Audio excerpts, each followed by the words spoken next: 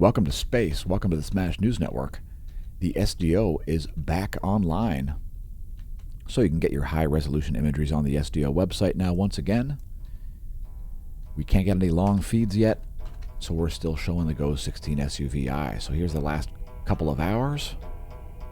It's about 2 hours of data there. And we've got new sunspots to report on, so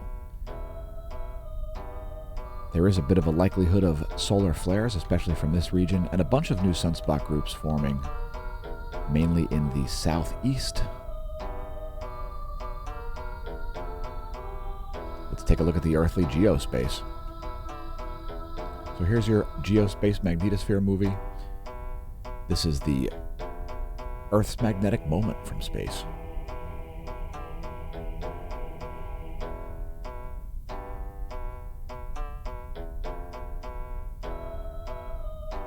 And that's the last 4 hours. Things pretty homogeneous there in terms of the magnetohydrodynamic pressure surrounding planet Earth to about 12 Earth diameters. So that was Earth's magnetic moment from space. Here's Earth's magnetic moment from the ground. Ground magnetic perturbations here. Geospace delta B. And again, things pretty stable here over the past 4 hours. Let's take a look at the planetary K-index. And the K-index is at 2. It's a KP2, geomagnetic calm conditions.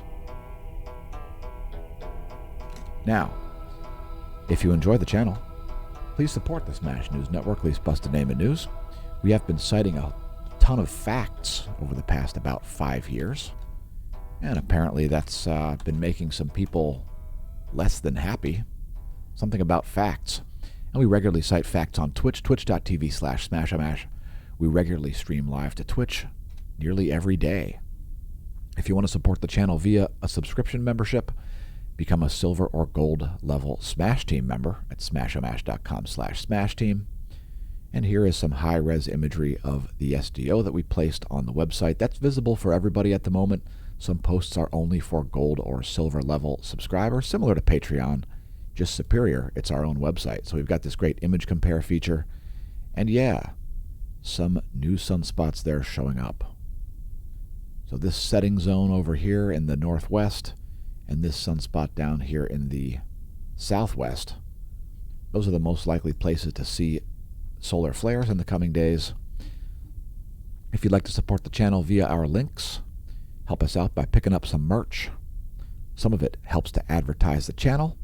We are still on Patreon as well. We're all over social media, locals, Facebook. There's a permanent invite link to our Discord chat.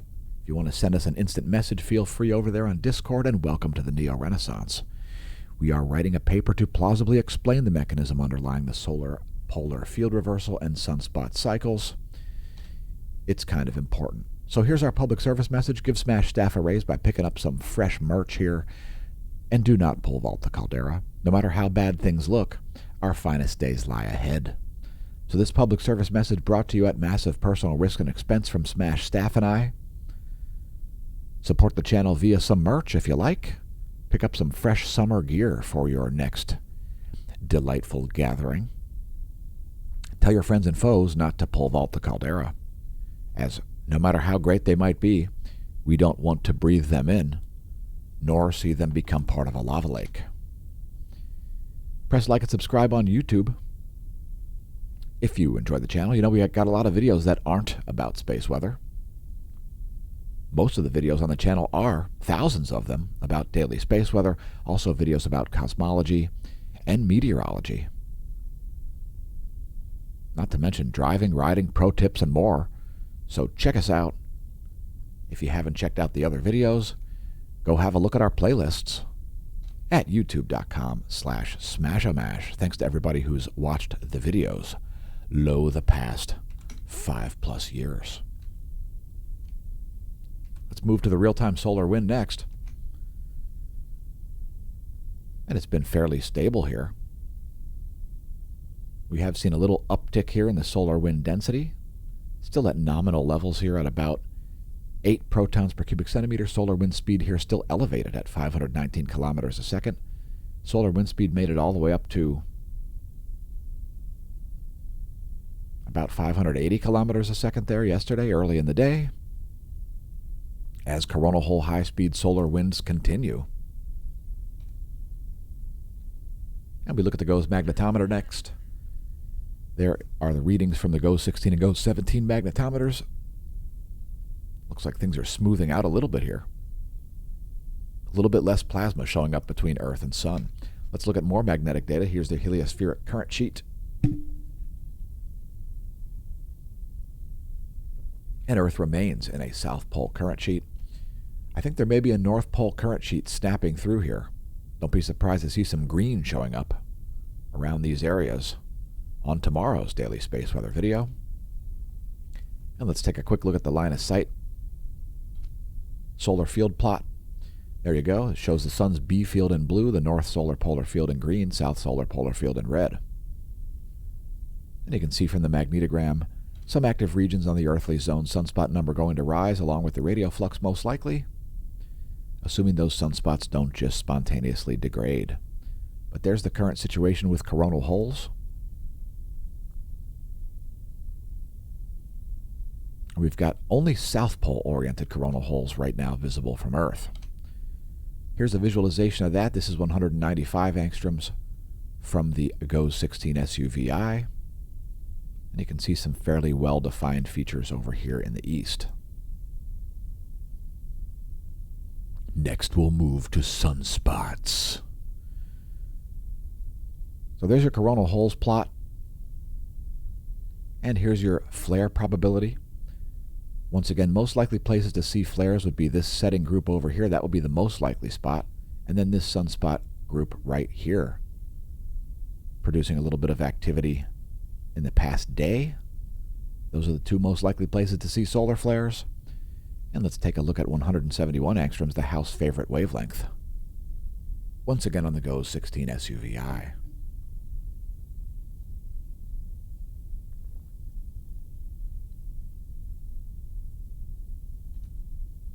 Continuing on to our magnetogram view from El Teide, Spain.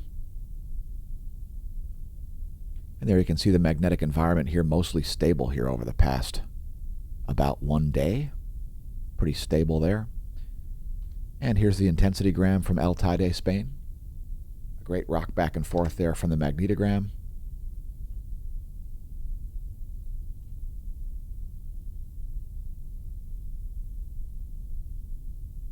And again, some new sunspots here. There's a sunspot down here. There's one there. There's one there. Setting group is most likely to produce flares. This group also likely to produce additional solar flares. Also, we are expecting a coronal mass ejection to strike later today and another one midday tomorrow. And there's the X-ray profile over the past 3 days. Only one C-class intensification as the overall X-ray output profile continues to descend. Radio flux now all the way down to 98 solar flux units. And there's the proton flux, no spikes in that. And here's a great wavelength to view flares, 94 angstroms from the GOES 16 SUVI. You can see a little minor brightening here associated with sunspot 3040. Little bit of flaring happening as we record the video. Now, I always like to look up and know what's going on above my head. We encourage you to do the same. Go outside and look up, folks. Just don't stare directly at the sun unless you do it through our channel. Next, this is your star chart for the Lehigh Valley. That's where Smash Staff and I are located. And once again, the planetary alignment continues here in the morning. If you're up before dawn, you may see Saturn, Jupiter, Mars, Venus, Mercury, and a sliver of a moon rising ahead of the sun, as we are just about at new moon. So here's your solar system forecast. The moon almost completely darkened at the moment. Let's advance this 1 week. As Mercury and Venus start to break the all planets on one side of the solar system orientation. And there you have it. That's the 1 week forecast for the solar system. We will have a crescent waxing in a week. Shout out to all my reverse vampires. Reverse werewolves. Shout out to all my reverse werewolves who sleep well at night and are happy, productive members of society who do not cannibalize humans or stay up all night or worship the devil. Next, some coronagraphs. And there's just today some additional ejecta, actually.